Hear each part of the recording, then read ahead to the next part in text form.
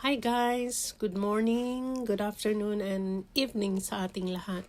Saan man tayo naroroon. Ayan, naglalakad tayo kasi papunta tayo dun sa bus station. Commute tayo ngayon, magko-commute. Kasi grabe ang daan. Ang kapal ng snow. Mga ano lang naman tayo na maglalakad. It's like 4 to 5 minutes. Pero pag summer ito, malapit lang, 3 minutes. Itong dinadaanan natin, hindi pa yan nililinis kasi maghapon ang buhos ng snow daw ngayon eh.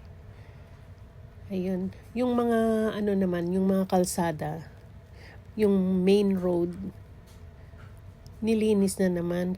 May mga snow clearing truck na na dyan, pero kahit na ganun, napapalitan din kasi ito kung makikita nyo, grabe, parang kahit na mayat maya nililinis, andyan pa rin.